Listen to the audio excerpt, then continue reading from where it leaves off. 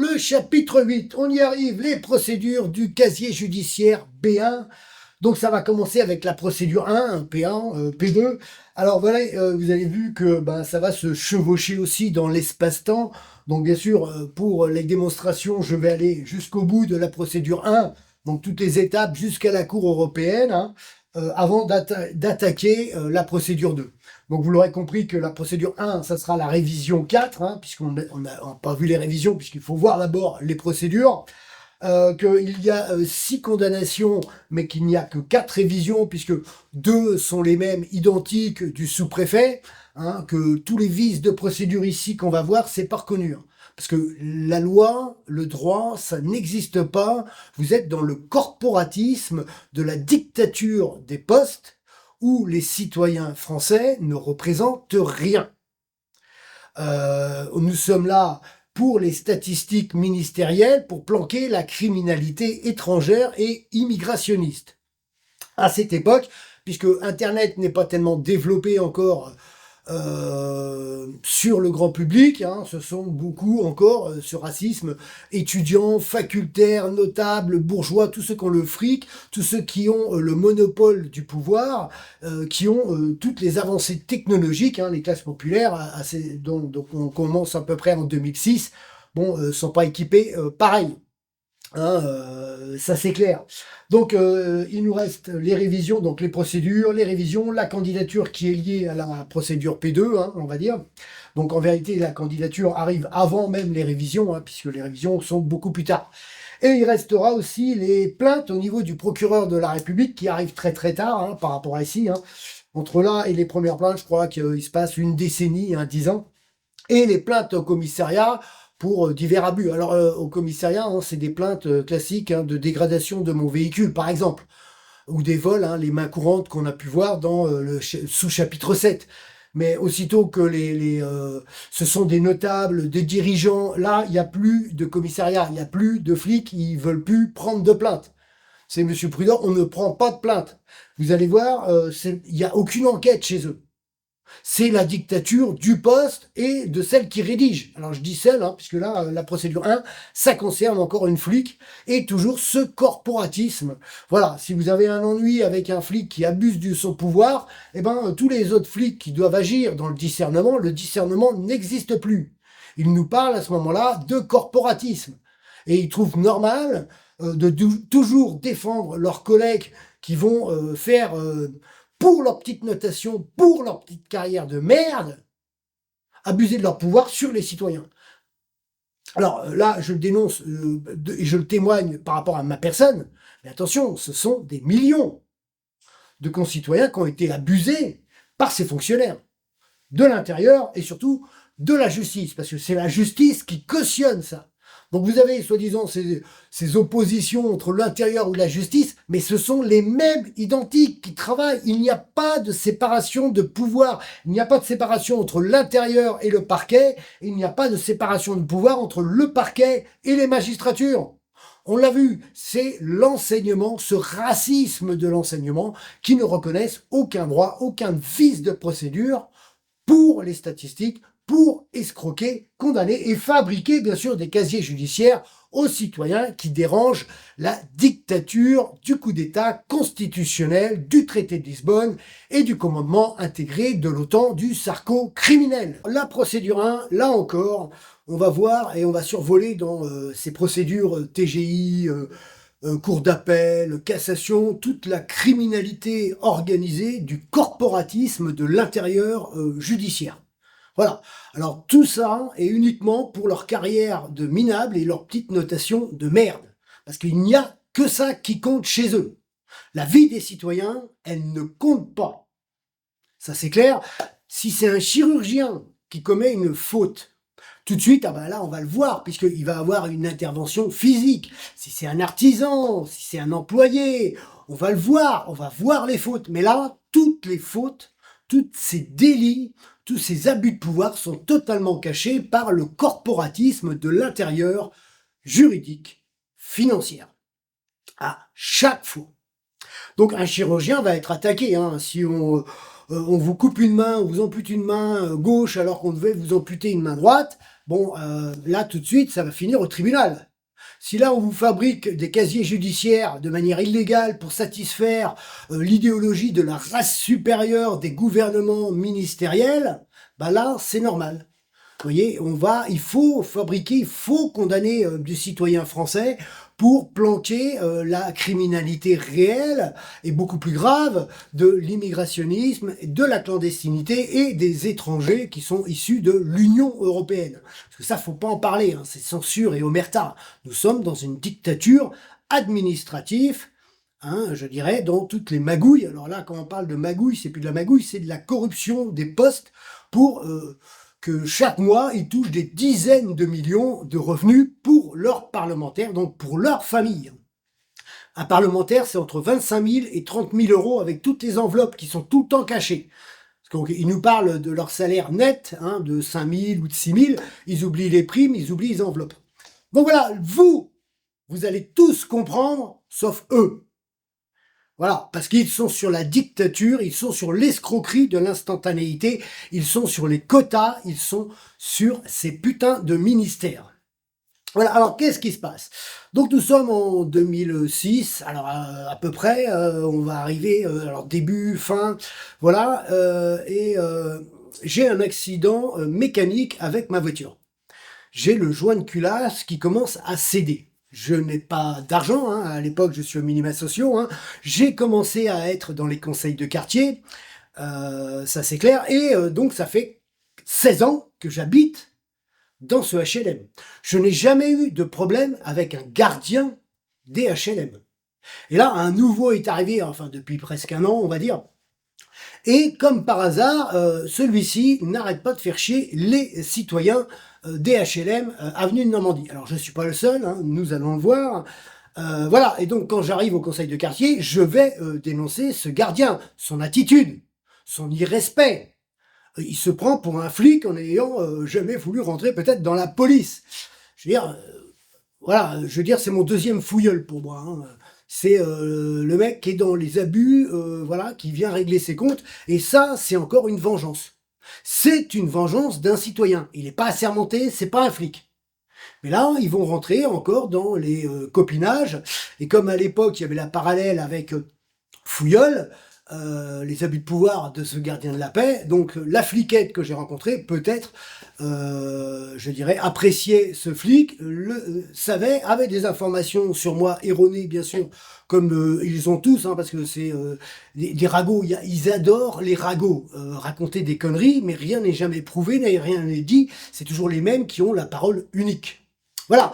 Donc en gros, ça se résume à ça, voilà, et donc je gare mon véhicule derrière pour pouvoir acheter le matériel, le joint de culasse, et trouver bien sûr un pote avec qui réaliser le changement de mon joint de culasse. Donc il faut avoir aussi des compétences mécaniques. Voilà, parce que, et autrement, je ne peux plus rouler. Donc qu'est-ce que je fais? À chaque fois, je vais au lavage automatique, et je vais nettoyer mon moteur puisque eh ben, il y a des excédents d'huile et de liquide de refroidissement qui en mettent plein sur mon moteur, hein. Voilà, donc je le nettoie, je me garde derrière et il y a toujours bien sûr des résidus qui vont tomber. Mais les résidus, ça existait mais souvent et longtemps sur des voitures. Et on ne vous dit pas, vous polluez, alors que votre voiture, elle a des résidus qui tombent. Voilà. Quand j'ai cassé ma voiture en plein centre enfin pas dans le centre, mais auprès du Centralma à Rennes, mon carter, toute mon huile de vidange, et là on parle réellement d'huile de vidange, tout est tombé. Moi, ma voiture, elle est morte. Personne m'a dit que j'ai réalisé une vidange ou que ma voiture a fui, ou personne ne m'a attaqué devant la justice pour dire que j'ai commis un acte de pollution. Je viens de casser mon véhicule. Vous voyez? Alors là, c'est identique, sauf que ben, là, il n'est pas réellement cassé, hein, c'est qu'il va falloir que je poireaute le temps de faire les réparations. Donc je gare bien sûr mon véhicule derrière, et là, tout le cirque va commencer, tout ce qu'on va voir hein, avec cette ordure, hein, de la médiocrité là de citoyens proches, alors peut-être des appartenances politiques locales, ou des abrutis, je ne sais pas comment le définir, et vous allez voir la méthode, le fonctionnement et la dictature du poste la fliquette qui refuse de faire son travail, tous, voilà. Et les preuves, parce que là, on nous parle à la télé, dans les dossiers, ah, il n'y a pas de preuves, il y a des preuves indirectes, il y a des témoins, il y a tout ça. Mais quand c'est le citoyen, tout est écarté pour cette dictature des postes. Ce racisme de l'enseignement, comment ça se fait? Le citoyen, il arrive à prouver et démontrer. Ah ben non, faut dire que la justice, c'est compliqué. Et qu'il faut toujours se faire racketter par des entreprises d'avocats. Toujours aller faire du papier, et eux ont le droit de refuser, et le citoyen est toujours emmerdé. Voilà, vous êtes sur une justice criminelle qu'il s'autocouvre dans ce corporatisme. Voilà, et on l'a déjà vu sur déjà les procédures avec les PV, on l'a vu sur d'autres procédures, on le voit que ce sont même les juges d'instruction, les présidentes qui couvrent toute cette criminalité, et donc ça continue parce que personne ne met le haut là, personne ne va témoigner, tout le monde a peur de ces minables, de ces ordures, de ces racailles, de ces vermines de fonctionnaires, de la magistrature, des parquets, des procureurs de la République, des procureurs généraux, et toute la criminalité de la cassation, parce que la cassation, là, attention, c'est l'ultime niveau de la médiocrité la plus flagrante, hein, parce qu'il n'y a aucun vice de procédure qui est reconnu. Et là, vous allez voir, il y a plein de vices de procédure, mais rien n'est reconnu pour la dictature du poste, hein, ce corporatisme, hein, ce front républicain des familles, des lignées, du fonctionnariat. Ce sont eux, dans leur semblant d'opposition syndicaliste.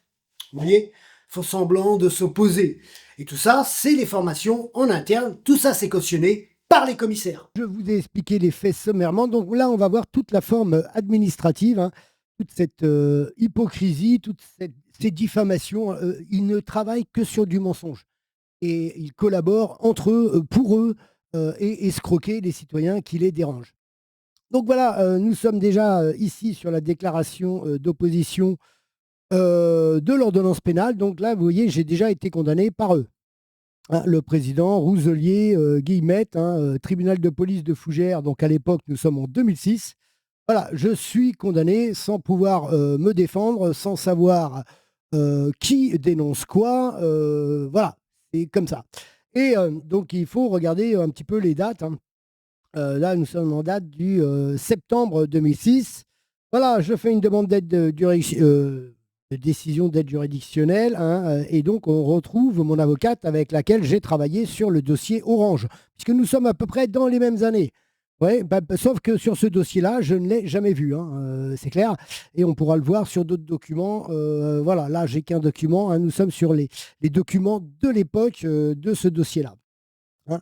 Demande de report de ma comparution. Donc, nous sommes en février 2007. Hein, voilà, j'ai un rendez-vous. Hein, je suis sur ma création d'entreprise. Donc, j'ai un recrutement à Paris. Voilà, enfin non, j'étais même pas déjà. Là, c'est la micro-éolienne. C'est ceux qui recherchent des commerciaux. Et quand vous arrivez là-bas, on vous dit c'est agent commercial. Et c'est là que vous apprenez que c'est une création d'entreprise. Voilà. Mais là, nous sommes au tout début, voilà, des escroqueries parisiennes, hein, bien sûr. Donc, je demande le report puisque je ne serai pas là. Il faut que je sois là. Et déjà, même à cette époque, je ne comptais plus du tout sur l'avocate, hein, présumée coupable, puisque pas de nouvelles. Et puis que en même temps, je bossais. Hein, donc, il y a des éléments, des fois, qui zappent. Et j'attends pas l'avocate pour pouvoir aussi me défendre, hein, puisque de toute façon, elles ne sont rien sans notre travail. Puisque, voilà. Ou alors, c'est que du blabla oral, mais il n'y a pas de preuve. Donc, c'est des dossiers souvent de merde. Hein, voilà. Alors, la déclaration d'opposition, on la voit ici, hein, concernant un déversement sur la voie publique. Donc là, bon, je sais, puisque j'ai déjà été auditionné, on va dire. Et donc, ça, c'est la copie, je dirais, du dossier que j'ai demandé moi-même encore. Hein, donc, ça, c'est pas encore mon avocate, hein, qui redonne les éléments. Donc là, on va voir toutes les procès-verbaux des différents agents. Et donc, nous commençons avec celle qui est chargée du dossier. Oui, alors là, c'est une gardienne de la paix, Virginie Goldman. Hein. Donc, encore une femme. Hein. Donc, toute la même perversion sadique, des sabotages, des dossiers, des flics. Hein. Les flics, c'est pareil. Hein. Il n'y a pas de discernement. Ici, c'est les copinages. Hein. Ça, c'est clair. Hein. Concernant un déversement, bon, voilà. Donc, c'est elle qui est en charge. Donc là, il y a un rapport d'information réalisé par, je dirais, la police municipale. Alors, qui a demandé ça? C'est le Mercier Maurice, qui est gardien de HLM, hein, voilà, gardien d'immeubles, quartier des urbanismes, ainsi qu'avenue de Normandie, au 2 et 12. Hein. Moi, j'habitais au 10 avenue de Normandie. Hein. Donc, il s'occupait que d'un. Et on se connaissait, hein, puisqu'on a eu plusieurs altercations et qu'il emmerdait beaucoup de citoyens au niveau de ces HLM, que l'on verra au travers des attestations et au niveau des conseils de quartier que j'ai dénoncés à la directrice Boquet à l'époque. Donc celui-ci déclare que le 6 février 2006, alors qu'il se trouvait au travail sur son secteur avenue Normandie, il a surpris rue d'Aromanche un homme qui vidangeait sa voiture au-dessus d'une huile. C'est bien marqué, hein. Je vidange, soi-disant, une voiture d'eau pluviale située à proximité de la chaufferie. Il a déclaré qu'il connaissait cette personne car il résidait au 10 avenue Normandie, qu'il se nommait Prudor Yannick. Donc il me connaît, voilà. Par contre, je n'ai pas réalisé de vidange. Lui ayant fait remarquer qu'il était interdit de déverser des substances dans les vins, il lui aurait répondu qu'il n'en avait rien à faire. Voilà, je l'ai envoyé balader parce que c'est pas la première fois qu'on se prend la tête. Et que le mec, voilà, il comprend pas ce que c'est qu'un accident mécanique.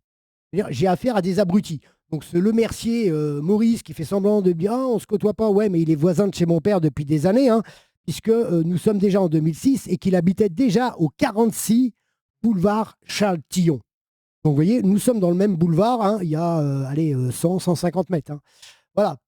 Et donc, ça, c'est fait par la police municipale qui tournait en mobilette, hein, voilà. Et qui c'est qu'on retrouve à la sécurité? Chevretot, c'est la CGT. Et le reste, c'est du socialisme. Donc là, voilà, Chevretot, le syndicalisme, des copinages dans les listes municipales, hein, l'islamo-gauchias, on va dire, hein, traditionnel. Voilà. Donc, nous sommes là le 10 février 2006, soi-disant, j'ai fait ma vidange. Bon, on est OK. Le rapport est fait le 14 février. On est OK. Voilà.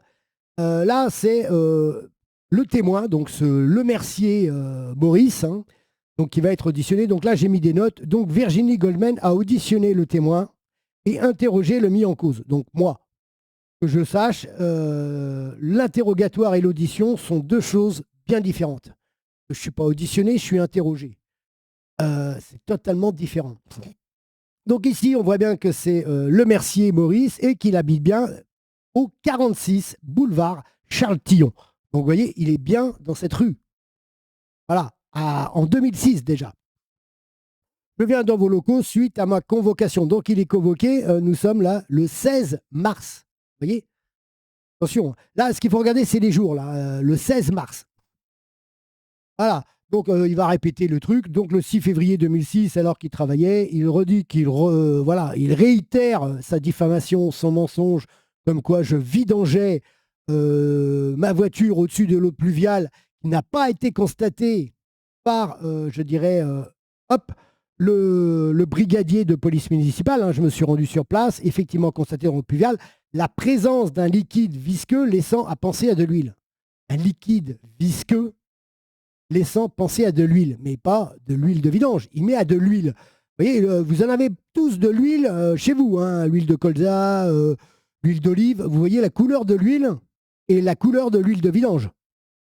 C'est pas pareil. Quand vous achetez de l'huile mécanique, elle est exactement de la même couleur que l'huile d'olive, l'huile de colza, l'huile de tout, voilà, l'huile qu'on mange. Par contre, quand vous vidangez le véhicule, là, elle est noire totale. Vous voyez, c'est pas du tout la même huile. Et donc lui, il dit qu'il laisse à penser à de l'huile, mais surtout pas de l'huile de vidange. Donc lui, il n'a rien constaté du tout. Hein. Donc le fait qu'il dit c'est de la diffamation, c'est un mensonge. Le fait qu'ils disent que c'est de l'huile de vidange. Donc là, il réitère quand même. Je le côtoie très peu. Oui, mais il ne dit pas qu'on s'est pris la tête plusieurs fois. Donc il va mentir, encore une fois, simplement pour discuter de problèmes d'intendance. Ah oui, donc lui, quand on se prend la tête, il dit qu'on discute. Non, on se prend la tête et on s'envoie chier. Voilà. Je lui ai fait remarquer que c'était interdit de déverser ce genre de substance dans l'évacuation, qu'il a répondu qu'il n'avait rien à foutre, qu'il n'avait pas de bac de vidange. Donc là, il invente, parce que je n'ai pas de bac de vidange puisque je n'ai pas réalisé une vidange. Donc, il invente des choses pour continuer à argumenter son mensonge. Donc, de la diffamation, donc un faux témoignage, donc un délit pénal autorisé par la police. J'ai avisé le 10 février le policier municipal, voilà. Entre-temps, je suis venu au commissariat le 13 mars. Donc, vous êtes 3 jours après, là. Donc là, nous sommes le 16 mars quand il est auditionné. Lui, il est venu porter plainte le 13 mars en vous informant une nouvelle fois que la voiture de M. Prudor était positionnée encore au même endroit et une fuite d'huile provenant de cette voiture immatriculée. Il est là, il parle d'une fuite d'huile se déversait dans cette même canalisation. Là, c'est important, encore une fois, de prendre les choses, parce que 3 jours après, il est auditionné comme témoin, voilà.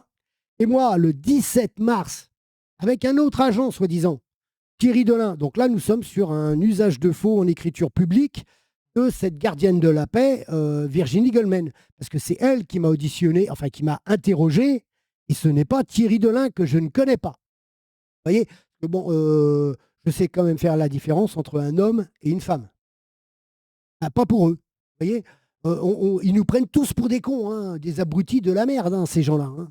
Ça, c'est clair. Donc là, le 17 mars, donc ça veut dire qu'il a été auditionné le 16, moi j'ai été auditionné le 17, et que le 13, il a fait une nouvelle information comme quoi j'avais une fuite d'huile. Moi, je ne sais pas pourquoi je suis auditionné, enfin interrogé, pourquoi je suis convoqué. Audition du mis en cause. Voilà, on me demande de venir, je viens, parce que j'ai rien à cacher, j'ai rien à me reprocher. Donc là, on passe les détails de moi, voilà, où j'habite bien sûr au 10 avenue de Normandie, ça c'est clair. Je viens dans vos locaux et je prends connaissance dans les locaux du motif de ma convocation, à savoir le déversement sur la voie publique, voilà. Mais je n'ai rien lu de tous ces documents publics. Voilà, effectivement, j'avais bien positionné mon véhicule sur cette canalisation d'eau pluviale. Je ne faisais pas de vidange, mais j'avais un problème mécanique sur ma voiture Renault Clio. C'était mon joint de culasse. Voilà. Donc, je dis que je suis garé derrière, mais parce que je suis garé derrière depuis 10 ans, 15 ans. Parce que je pouvais rentrer par derrière dans mon HLM. Ça me donnait un étage de plus, mais j'avais accès à ma cave. Et donc, dans ma cave, je déposais des choses aussi. Et c'était quand même beaucoup plus pratique quand il n'y avait pas de place devant. Donc, je me garais derrière. Donc, je ne suis pas garé spécialement parce que j'ai un problème mécanique ici. C'est parce que ça fait 15 ans que je me gare là et que j'ai jamais eu de problème avec aucun gardien d'HLM. Toujours pas compris par eux, ça. Donc, on continue. Avant d'effectuer mes réparations sur place pour pouvoir redéplacer mon véhicule, je n'ai pas les moyens de faire venir un dépanneur. Donc ça, là encore, elle invente. Elle parle d'un dépanneur. Mais moi, j'ai jamais parlé de dépanneur. J'ai pas, voilà. je ne peux pas emmener ma voiture au garage puisque changer de joint de culasse, ça coûte très cher et je n'ai pas les moyens financiers. Donc, je suis obligé d'attendre. Voilà, c'est tout. Pourquoi n'avez-vous pas prévu un récipient? Donc là, elle continue sur la vidange. Mais je n'ai pas fait de vidange. Donc, faut quand même être dur. Donc, elle écrit ce qu'elle veut. Parce que, vous voyez, je n'ai pas signé. Parce que quand j'ai relu le document, j'ai dit non mais attendez, moi je signe pas ça, moi. J'ai pas dit ça. Et elle n'a rien à foutre. Parce que ici, elle a changé le nom et elle m'a jugé et condamné. Donc il n'y a pas de discernement, il n'y a pas de présomption d'innocence, il n'y a pas d'impartialité, il n'y a pas de neutralité. Elle m'a condamné. Vous êtes avec la dictature des postes, cette discrimination, ce racisme, des flics courants pour leur petite notation et leur petite carrière de merde. Quand ça les arrange, en fonction de qui est qui. Nous avons la parallèle avec le gardien de la paix, Fouilleul, à l'époque. Donc je suis connu aussi par bon nombre de flics au commissariat, par le commissaire aussi au commissariat de Fougères, puisque j'allais me défendre au niveau des tribunaux de police depuis 2000. Exactement, puisque l'affaire remonte à 2000 avec Fouilleul, mais le temps, à peu près un an et demi avant d'arriver aux procédures. Donc en 2006, j'ai déjà fait 2 ou 3 procédures, on le voit sur le schéma temporel. Donc pouvez-vous m'expliquer également, le 13 mars, dégager une importante fuite d'huile rue d'Aromanche dans la bouche de canalisation. Donc là encore, la fuite d'huile, je demande, j'ai dit, écoutez, et ça fait seulement 4 jours. Donc lui, il est arrivé le 13 mars, il est auditionné le 16 mars. Moi, je viens le 17 mars, je suis au courant de rien. Et je lui dis, ben, venez constater dehors, je suis avec ma voiture, allez voir si sous ma voiture, il y a une fuite d'huile. Logique. Elle refuse de faire son travail. Elle refuse de sortir, venir voir. Donc vous voyez bien, il y a un parti pris et je suis déjà condamné par le corporatisme de cette criminalité des flics dans leur enseignement à saboter les dossiers en bande organisée, les vices de procédure qui ne sont reconnus surtout pas par la criminalité de la cassation. Tous les 3 jours, je vais à la station de lavage. Donc, ça aussi, je le précise. Donc, tous les 3 jours, je vais à la station de lavage et je vais nettoyer mon véhicule parce que ce problème de joint de culasse arrose mon moteur. Mais mon moteur, voilà, c'est tout. Et je vais dans une station de lavage pour le nettoyer. Donc, je ne déverse rien derrière chez moi. Et c'est pareil quand il pleut à trombe. Il y a plein d'eau qui vont sur la voiture et qui vont faire couler des résidus. Personne n'est attaqué parce que l'eau de pluie, vous balancez de l'eau de pluie sur votre voiture. C'est complètement débile. On a affaire à des débiles. Voilà. Donc, de par ce fait, les résidus coulent. Je me garde derrière parce que pour ne pas tâcher, alors je mets pour pas tâcher, oui, mais en même temps, ça fait 15 ans que je me garde derrière. Mais tout ce qui était en ma faveur, voilà, elle l'écrit pas. Elle écrit ce qu'elle veut. Vous êtes sur la dictature du poste, des rédactions littéraires, de la médiocrité de ces gardiens de la paix. Surtout à cette époque. Il fallait faire du chiffre pour satisfaire cet esprit néo-nazi ministériel de la sécurité, hein, pour toujours protéger, couvrir la clandestinité, la criminalité, de la clandestinité, de l'immigrationnisme et des étrangers. Alors, je me gare pas spécialement sur la bouche, mais je me gare le plus souvent au même endroit, un peu plus loin pour ne pas faire de tâches sur divers endroits du quartier. Je n'ai rien d'autre à ajouter. Nous informons M. Prudor. Donc là, c'est le blabla additionnel. Et bien sûr, je n'ai pas voulu signer ça, puisque quand j'ai voulu le lire, je dis, attendez, moi, je ne vous ai pas dit ça. Je ne vous ai pas dit ça. Je suis jugé et condamné par l'écriture de la rédaction de cette manipulatrice et abus de pouvoir, abus d'autorité qui se cache, voilà, Virginie Goldman qui se cache derrière Thierry Delin. Tout ça, ça va être dit. Alors, ici, nous avons la clôture, hein, le 18 mars de l'enquête, la pseudo-enquête, hein, bien sûr. Voilà, l'ordonnance pénale, le 10 février, le 13 mars. Donc, vous voyez, ils mettent 2 fois. Hein. Alors, le 10, c'est une vidange et le 13, c'est un écoulement. Donc là, il n'y a pas une plainte, hein, c'est une main courante, une information. Et avec la fliquette qui refuse de venir. Voilà. Et donc, hop, je suis condamné ici. Et donc là, on retrouve ce qu'ils ont été chercher parce que, vous voyez, ils travaillaient sur l'intranet judiciaire. Voilà, ils ont trouvé ça. Ils me condamnent pour ça. Voilà. Donc, ils montrent qu'ils ont été sur Internet, qu'ils ont été sur Justice France de l'époque. Voilà, ils ont vu ça, ils ont mis ça, terminé, point barre. Rien n'est prouvé, il n'y a pas d'enquête de proximité, il n'y a rien du tout. C'est normal. Demande du dossier. Donc là, vous voyez que c'est moi qui ai demandé la copie du dossier. Voilà, ça c'est clair. Donc j'ai relevé les articles aussi, hein, dans la table des matières.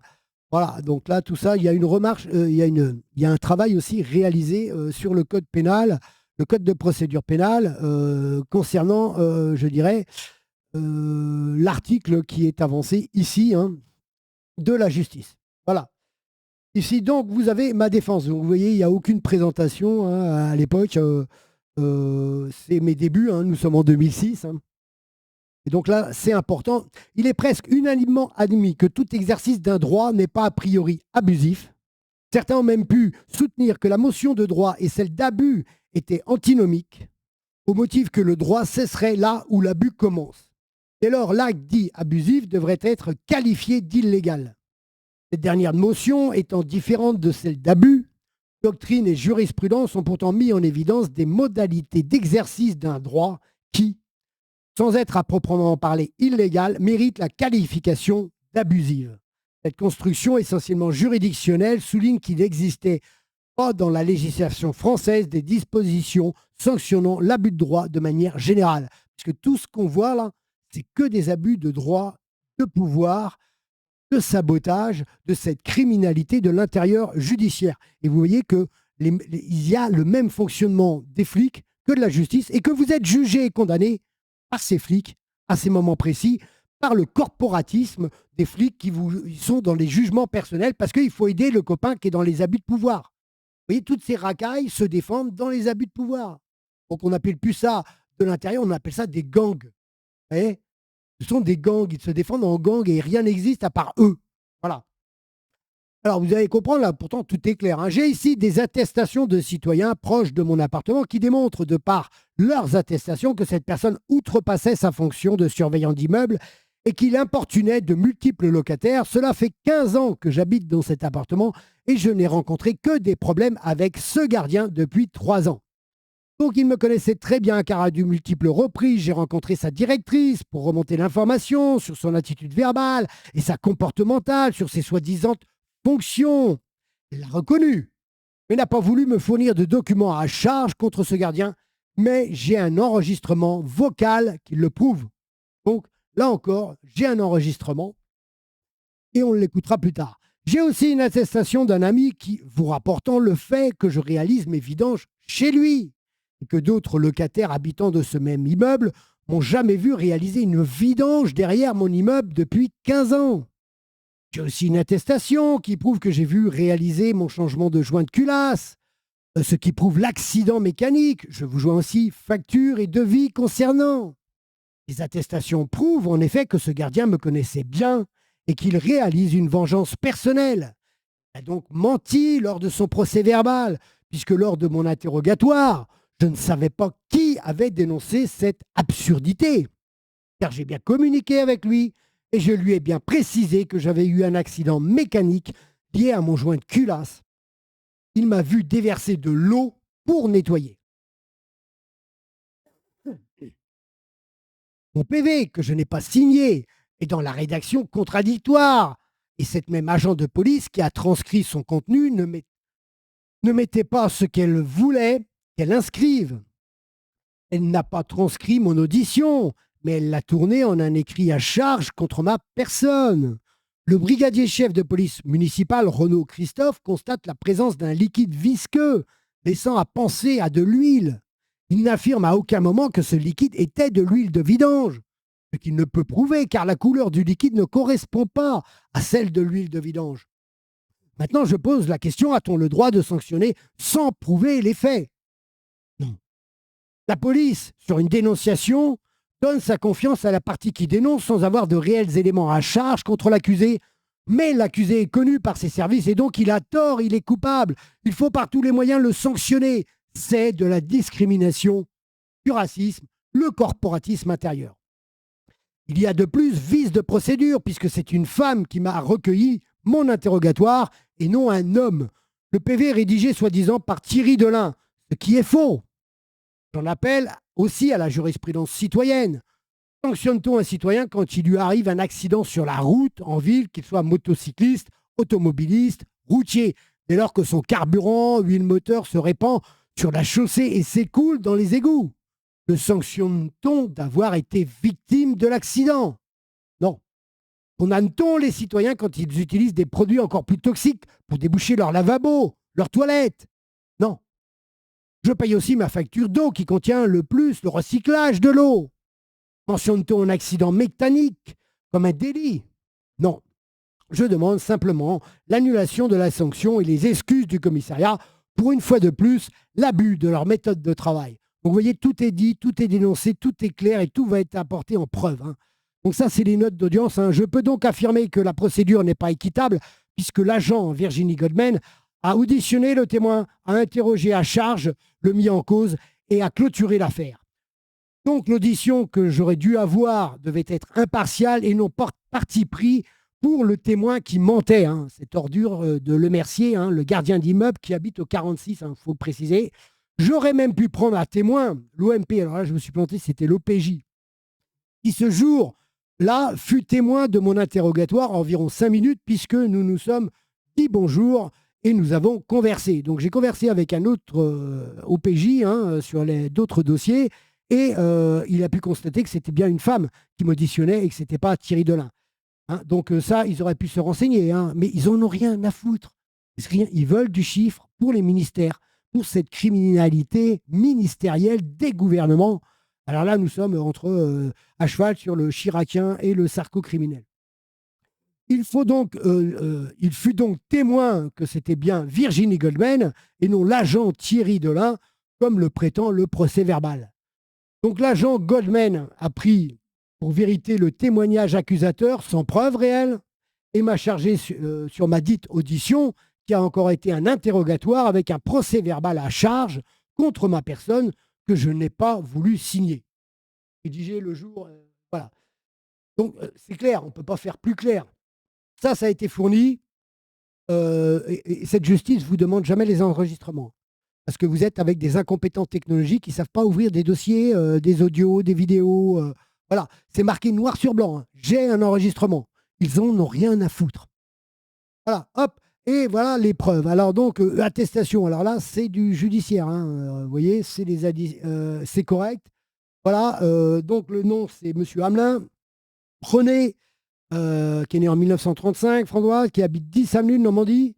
Je n'ai jamais vu ou constaté M. Prudor faire des vidanges de sa voiture derrière l'immeuble depuis des années, il y a 16 ans, hein, puisqu'on se connaît depuis 16 ans.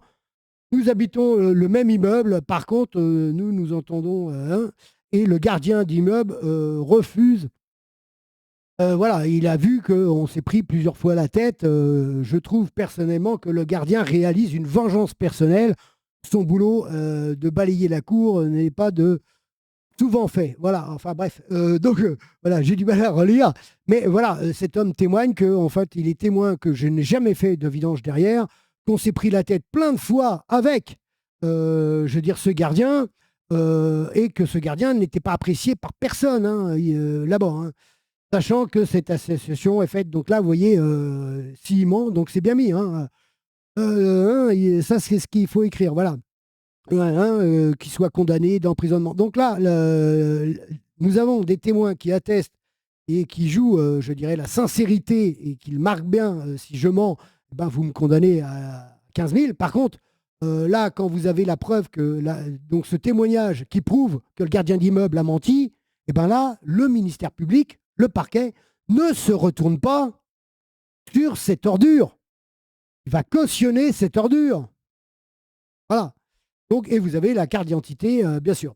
Donc là, une autre personne qui va attester, hein, Besnard Mireille, qui habitait aussi avenue de Normandie, hein, bien sûr, j'atteste que le gardien venait régulièrement m'importuner sur des faits qui sortaient de ses attributions. Il a été jusqu'à fouiller mon sac poubelle pour constater des tris, voilà.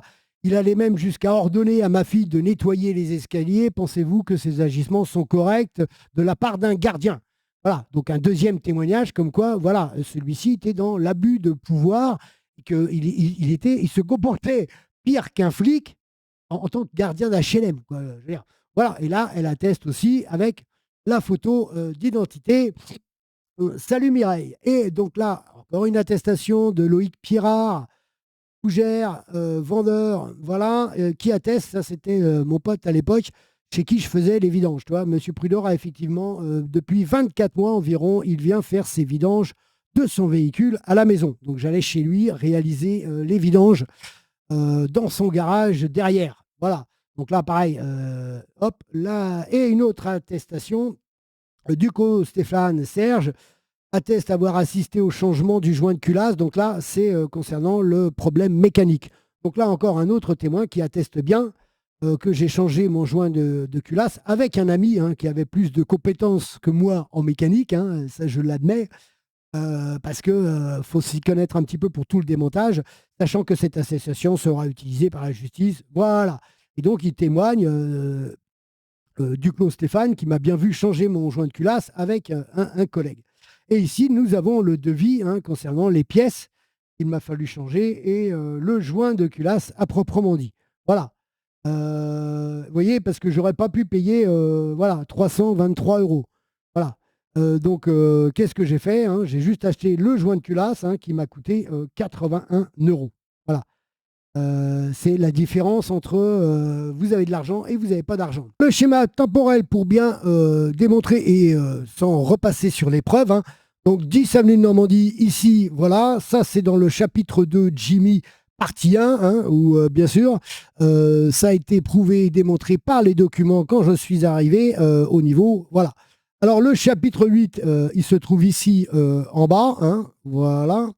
Et on va s'attacher à regarder plutôt la ligne jaune, c'est le début des diffamations, des mensonges de cette ordure de voisin, le Mercier, qui habite exactement à 100 mètres de chez mes parents à l'époque, hein, de mon père, on va dire, puisque mon père est décédé en 2008. En 2006, il était encore vivant. Donc ça, c'est clair. Ici, on voit bien que je suis déjà élu au conseil de quartier.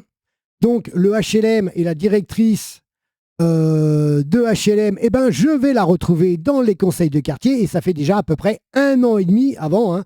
Donc vous voyez, si je mets le trait, j'aurais dû le mettre avant d'ailleurs, voilà, à peu près ici, je suis arrivé dans les conseils de quartier. Vous voyez. Donc entre là et là, il s'en est passé des choses et j'en ai dit des choses à cette directrice et au niveau du conseil de quartier concernant l'attitude, les prises de tête, pas que moi, des autres citoyens qui ont témoigné. Parce que là, vous êtes avec un citoyen qui, je dirais, n'est assermenté de rien du tout. Il passe outre le cadre dirigeant de sa hiérarchie, qui passe par une manipulation avec la police municipale, comme il a compris qu'en fin de compte, la police municipale ne fera rien parce qu'elle n'a pas reconnu que c'était de l'huile de vidange. Alors que le mec, il dit, il a fait une vidange dans le réseau d'eau fluviale. Il n'y a pas de bac.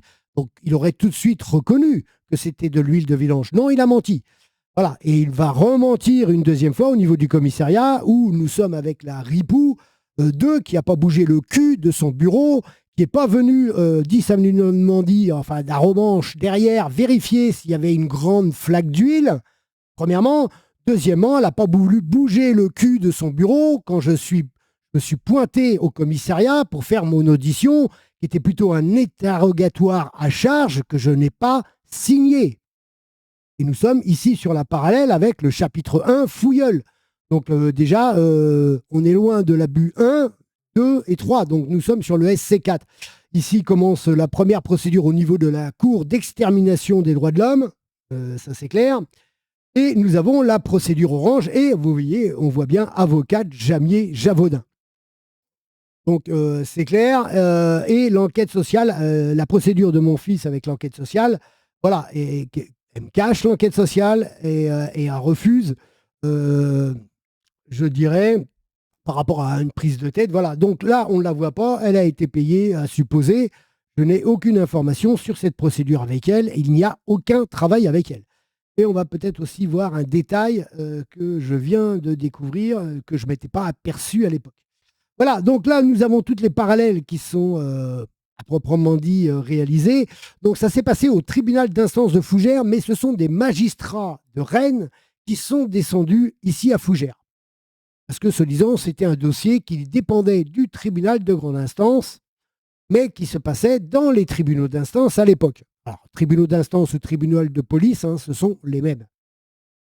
Et comme par hasard, vous voyez, après, juste après la procédure, comme par hasard, eh ben, il y a, je retrouve l'acharnement des verbalisations, et c'était surtout à peu près sur Rennes, cette partie-là. Donc ça, c'est clair. Donc là, on vient de voir les parallèles, conseil de quartier, les conseils d'école, voilà, la direction de HLM, tout est écrit, hein, voilà. Et là, ils ne posent pas de questions, comme par hasard. Ils ne vont pas me poser de questions parce qu'ils ne vont pas étudier le dossier. Parce qu'ils en ont encore strictement rien à foutre, hein. C'est le corporatisme de l'intérieur, le corporatisme de l'enseignement, le corporatisme de la justice. Donc, ils nous disent que chaque ministère a son propre corporatisme et qu'ils ont le droit d'abuser de leur pouvoir, de leur abus d'autorité, et que tous vont se couvrir quand c'est un fonctionnaire face à un citoyen. Et là, ils vont utiliser un citoyen qui est assermenté de rien du tout, un citoyen qui est utilisé par le parquet face à 5 témoignages de citoyens. Eh ben, tout s'annule, tout s'efface. ils imposent la dictature du mensonge de cette ordure de Lemercier qui habite à 100 mètres de chez mes parents, alors qu'ils n'ont apporté aucune preuve. Le jugement, et nous allons retrouver les mêmes ordures de la magistrature, toujours des femmes. Attention, là, ce sont que des femmes qui sont dans l'usage de faux en écriture publique, les sabotages, les manipulations en bande organisée, d'où l'association de malfaiteurs contre les classes populaires et les classes moyennes. Donc la présidente Brigitte Delapierre-Grosse, qui vient du TGI de Rennes, et Anne-Cécile Alexandre, le ministère public. Et nous retrouvons exactement le même nom, Alexandre, que le cabinet d'avocats Alexandre à Fougères. Donc est-ce que c'est de la même famille? Parce que c'est le cabinet Alexandre qui m'a orienté vers Jamier-Javaudin. Là, vous êtes avec les magouilles judiciaires de la droite, peut-être. On peut laisser supposer, puisque je retrouve le même nom. Donc voilà, ça c'est moi. Alors, 2 fois de jet ou déversement sur la voie publique de substances incommodantes ou nuisibles à la salubrité. Rien n'a été prouvé, vous avez pu le constater. Mais là encore, alors, vous voyez, là, il y a le renvoi. Donc ça, c'est important parce que vous allez voir qu'ils font comme ils veulent. Ils n'en ont strictement rien à foutre. Donc, je ne suis pas là au moment du premier procès. Donc, ils vont renvoyer à l'audience. Donc, voilà. De février, ça passe au 24 avril. Donc là, j'ai eu le droit parce que je ne pouvais pas être présent. Vous voyez, c'est parce que chez eux, il n'y a pas de règle. C'est la dictature du poste. Alors, par les huissiers, voilà, ok. Le ministère public a sollicité d'une erreur matérielle en tachant l'ordonnance pénale, en constatant une erreur de date. Là, c'est pour les manipulations, des escroqueries financières de ces garces. Voilà, j'ai aucun respect pour ces femmes, parce que j'appelle pas ça des femmes, j'appelle ça des raclures, des ordures de la magistrature, de feignantes, l'islamo-gauchias, qui ne travaillent pas sur les dossiers, qui en ont rien à foutre, qui sont là pour les statistiques ministérielles, la corruption et la dictature des postes, du fonctionnariat, de la magistrature, et surtout, en grande partie, des femmes. Vous voyez, parce qu'elles sont plus vicieuses, sadiques que les hommes, ça c'est clair. Donc là, on retrouve encore le même truc. Donc on va bien lire, parce que c'est dans leurs écritures que l'on retrouve le faux en usage, le sabotage des dossiers, des témoignages de la défense du présumé coupable, parce que là, il n'y a pas, donc on a bien vu, présomption d'innocence, ça n'existe pas, l'objectivité, l'impartialité et la neutralité de cette fliquette Virginie Gomène qui n'a pas voulu lever son cul de son bureau pour aller constater. Alors, attendu que M. Yannick Prudor a fait opposition, voilà, ça c'est le blabla. Attendu qu'il ait reproché à M. Prudor-Yannick d'avoir laissé s'écouler sur la voie publique. Et là encore, on parle de s'écouler sur la voie publique, incommodant, nuisible ou à la salubrité. Donc on ne parle jamais, elles ne parleront jamais d'un accident mécanique. Voilà.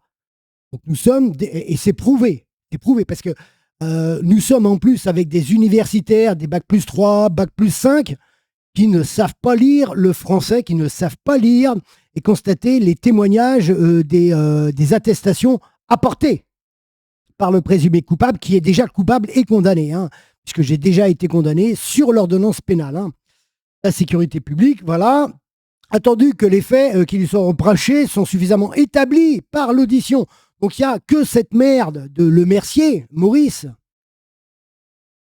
qui n'est pas assermenté, qui n'est pas un flic, qui fait outre la direction du HLM, qui est auditionné et on lui confère le pouvoir absolu du droit de mentir. Il parle que de ça. Et du brigadier de police municipale. La police municipale ne constate pas que c'est de l'huile de vidange. Donc ce sont des résidus normaux. Des voitures qui s'écoulent quand vous balancez de l'eau ou quand il pleut. D'ailleurs, des fois, l'eau de pluie est déjà polluée. Quand vous voyez que les tempêtes viennent du Sahara et que vous avez les voitures qui sont presque entièrement couvertes de sable avec la pluie, là, on ne va pas dire, excusez-moi, on ne va pas attaquer les citoyens et on ne va pas verbaliser les citoyens parce que, ils ont déversé des produits au travers de la pluie. Vous voyez, c'est du n'importe quoi. Attendu en effet qu'au terme du procès verbal, qui fait foi jusqu'à preuve du contraire en application du code de l'article 537 du Code de procédure pénale et ne peut être contesté qu'au moyen d'écrits ou d'un témoin. Donc, je n'ai pas signé le procès-verbal et j'ai apporté des témoignages. Et bien là, encore, les témoignages, ils ne sont pas abordés. Et s'ils ne sont pas abordés, c'est que nous sommes dans le faux en écriture publique pour escroquer le citoyen au travers de leur dictature, hein, de ces ordures, de la médiocrité du féminisme. Parce qu'il ne faut pas non plus que ça leur prenne trop de temps. Hein. Il ne faut pas leur demander de travailler à ces feignasses. Hein. Voilà.